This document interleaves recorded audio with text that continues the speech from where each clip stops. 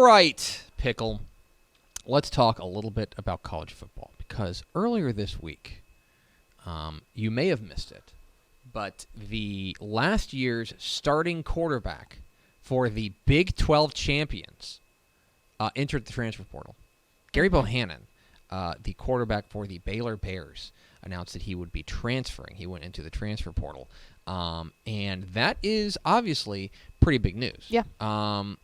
That they will still field the team. Mm-hmm. They will still have a quarterback. We'll talk about that in a moment. But it's obviously big news. Whenever you're having something, something like that, you're going to have major movement. You're having an opportunity for an offense to look a little bit different. Now, I think Gary Bohannon, I think that your mileage may vary on what you saw from him. I thought he flashed at times and looked really good.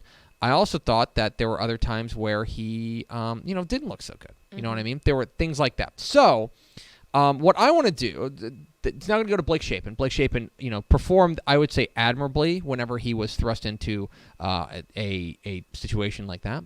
So, what I want to do is take this as an opportunity to go through each of the 12 FBS teams and get you up to speed on what exactly college football should look like heading into 2022 as far as the quarterback is concerned. Now, a caveat. Still could be some movement. Something still could change. But for now, here on April 28th, here is exactly where things stand. We'll go in alphabetical order. We'll start with Baylor. Okay. Baylor, of course, we just aforementioned. talked about. They will be now turning to Blake Shapin. Blake Shapin was a guy who, when Gary Bohannon was hurt, stepped in. I thought performed well. The way that they were talking down there in Waco was that it was a true quarterback competition as far as what it was going to look like. Ish said that he had been named before Gary decided he was leaving. Okay. So he said that that announcement was at least made to the team, I guess, before. Maybe not super publicly, but it was made that he was going to be the starter before Gary then said, all right, well, I'm out. I'm going to transfer. Yeah. Exactly. So he didn't want to be a backup, so he's going to transfer. Blake Shapin will be the guy for Baylor. Again, I thought he looked okay last year. Whenever he was thrown into the mix, I believe he started the Big 12 championship game. Yeah, he did. So you're talking about a guy who does have some of those some experience. He played in 6 games last year, but he will be the guy for Baylor going forward, assuming nothing else changes. Mm-hmm. So that's a little bit of movement. Let's talk about no movement at all with Houston. Mm-hmm. Houston, guys. It's Clayton Tune again. He's back. Clayton Tune. For the umpteenth year. Had a fantastic year last year. He did. Is back for another season and will probably have another fantastic year. So, Houston, no notes. Good stuff.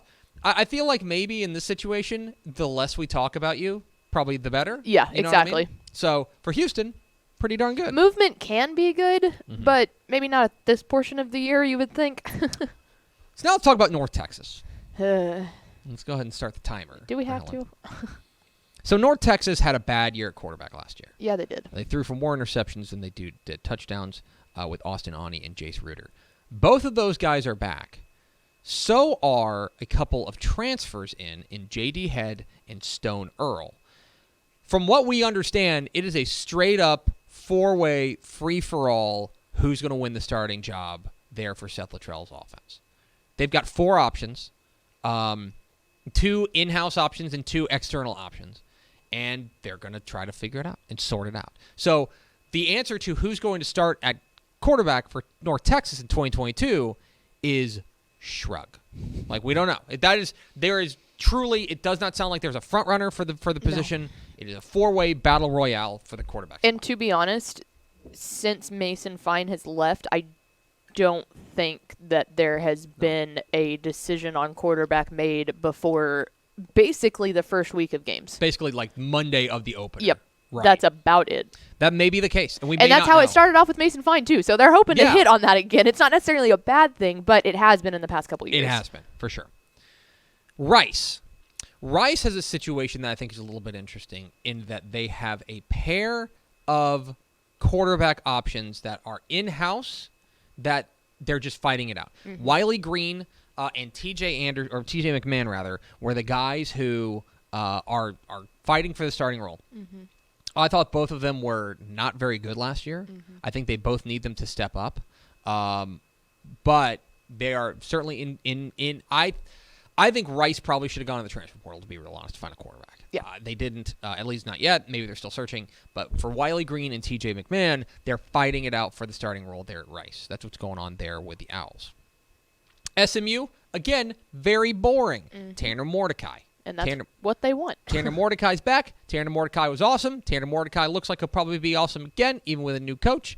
I think that you can write him down in pen. I don't know if I do Sharpie yet, but you can write him down in pen. Mm-hmm.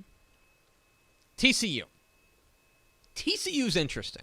Yep. Because they have a 3-year starter who's back in Max Duggan. Who is another guy that just seems like he's been there for years. Right. Like ever. They have a 3-year starter. So why aren't we just saying, hey, it's Max Duggan? Yep. Because it's never just been, hey, it's Max Duggan. And that's absolutely true. It's never been like, oh, he's the guy. He's been good enough to keep the job, but probably not good enough to like be the locked and loaded, we can't get any better at this position. Especially with the new coach. The new coach complicates matters because when they bring in Sonny Dykes, he wants to open up the quarterback competition, figure out what works best for my offense, what works best for what I want to do. And that has brought in, that means that you're having more of a role from Chandler Morris. Chandler Morris, of course, came in and beat Baylor last year. This is a guy who certainly has skill set. They are two, I would say, differing skill sets, and it's going to be a matter, I think, I don't know. Maybe Max Duggan is just better. I don't know. I don't have the quarterback eye that Sonny Dykes does. But I think it's fair to say that they are at least close enough in total talent that whatever style of offense and whatever style of quarterback that they want, that Sonny Dykes wants, they're going to go with there. And Gary Patterson was such a defensive-first person. It felt more along the line of needing someone to just consistently get the job done. Yes. Sonny Dykes is a little bit more flashy. Now, whether that's with a really good running back or good wide receivers, you don't really know. But I think there is a flash level that I'm not 100% positive if Duggan can fill out. Absolutely. So that is. But I've been doubting him literally every single year, so he continues to kind of just prove me wrong. Right. Yeah. So exactly. take that as you will. Yeah. Exactly. Grain of salt there. Texas. So Texas, you may have heard, got a transfer from Ohio State, and Quinn Ewers. Never heard of him. And Quinn Ewers, I think once he transferred, everyone said that's the guy. I don't know if Steve Sarkisian's just playing games, and he probably is. Yeah, he probably is. I want to be clear. Quinn Ewers is probably the guy. Probably the guy. You would think. But the way that he talks and saying, Hudson Card, looking pretty good. Maybe it's going to be Hudson Card. I think maybe I think it might be just a motivation factor, and maybe a situation where you don't want Hudson Card to transfer. Right. You're trying to hold him. Yeah, that's a really good point. But they have certainly been coy enough about naming Quinn Ewers as the starter that you have to leave a little wiggle room for Hudson Card.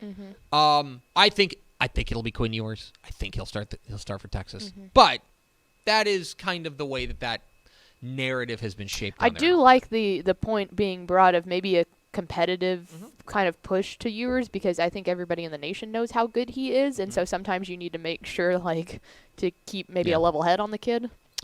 Texas A&M. Texas A&M, I think, has one of the more interesting quarterback situations down there in the state. You have Haynes King. Haynes King was the starter last year who got injured in week 2. In Colorado. Yeah, at which point they brought in Zach Calzada for the rest of the year. Zach Calzada has transferred to LSU. No, Auburn. Thank you. So Haynes King, you would say, okay, it should be his job to lose. And maybe it is. They also brought in a transfer from LSU in Max Johnson. Max Johnson was okay for LSU. And so the question is going to be, can he win that job out from underneath? He's the more veteran guy. He's got more of the reps under his belt. There's also Connor Wigman. And Jimbo Fisher has not been shy about playing whoever the best quarterback is. And if he believes that Connor Wigman's the best quarterback on campus, then Connor Wigman's going to start. Now, I don't know. I haven't talked with Jimbo lately. But if that's the case, then I don't think you can rule out the true freshman Connor Wigman.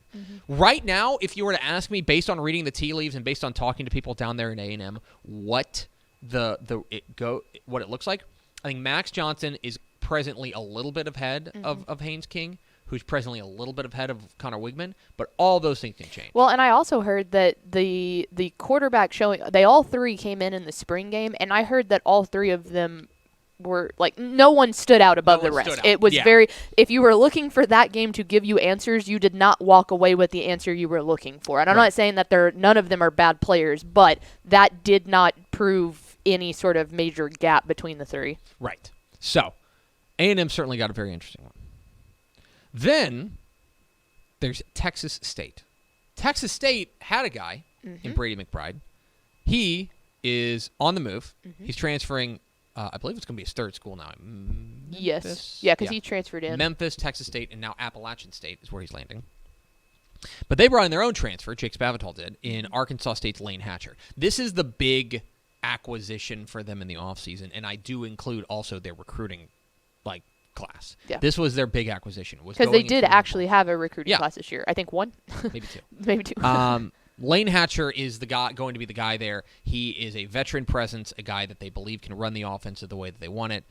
Brady McBride, I think Brady McBride was okay last year. I think he kind of got his legs cut out from underneath him because of a poor offensive line. We'll see if they've improved that. But Lane Hatcher will be the guy there at Texas State.